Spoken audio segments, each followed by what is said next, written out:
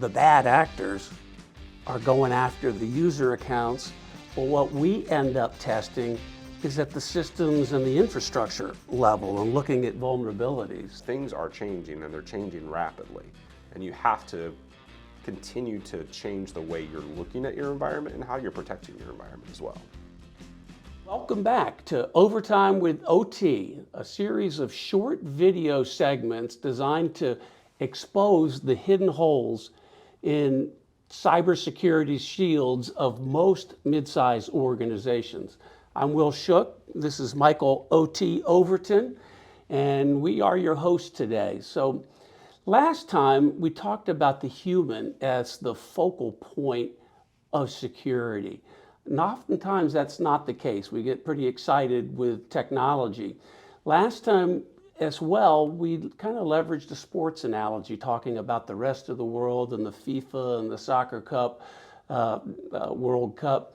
So think about it this way as we talk more about these holes in the shield and exposing them is, what do you do? What does an NFL team, what does an NBA team do when they're preparing for their next opponent? They look at game film. They use that to assess just what their weaknesses are coming out to be, and secondly, what the strengths are of their next opponent. And honestly, that's the way that they protect their weaknesses against their opponent's strengths. And that's really what we want folks and customers really want to be able to do, is make sure you know your opponent, make sure you've protected against the ways that they're going to exploit them. So we want to talk a little bit more about the tool sets and the approaches that can do this. So let me turn it over to Mr. Overton and dig in a little bit. What's the tech landscape on this as opposed to the sports landscape? Sure, and watching film is really a good analogy for what we do when we try to test our environments, right? So it's kind of like running a vulnerability scan, having a pen test performed, and there's lots of tools that we can utilize, whether it's Qualys or Nessus. There's other things that we can do from an in-depth security analysis. The bad actors are going after the user accounts, but what we end up testing is at the systems and the infrastructure level and looking at vulnerabilities. You know, here's a good example. We look across these 9 different areas, and some of these are from a best practice perspective. Some of these are things that we're doing to interrogate configuration, and then we're also trying to find out information that a hacker would try to find, right? But in the environments that we've done so far, these are the areas that we typically find are of high risk.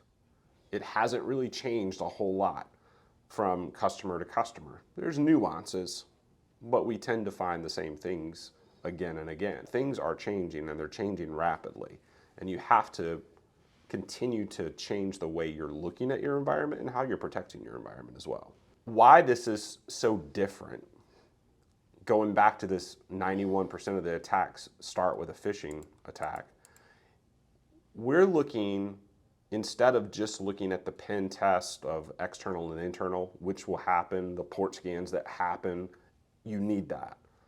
We're also going to go in from a user perspective and see if we can find passwords, see what tokens we can gain access to, what kind of persistent cookies are out in the environment, what private data might be available for us to discern some information about this user that we could potentially use against the organization.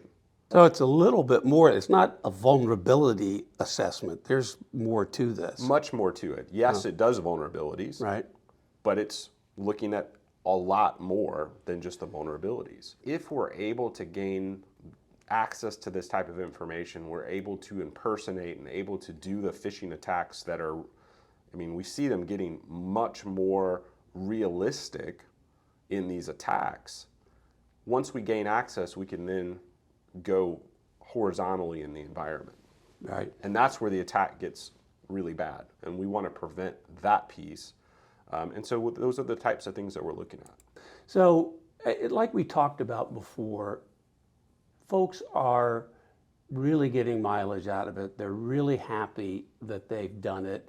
And if our audience decides they'd like to follow up with this, tell them what they can expect, because it's not heavyweight at all, right? Not at all. You know, there's a simple conversation that we'll have just to talk through what you're doing from a best practices perspective, and then send you an email that you send to 5 users. And again, it's 5 users. It's not go run this on 5 servers in your environment.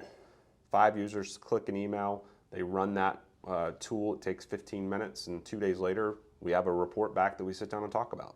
Thanks for joining us. We hope you really enjoyed this session, learned a few things about different ways to approach your own security and your own security state.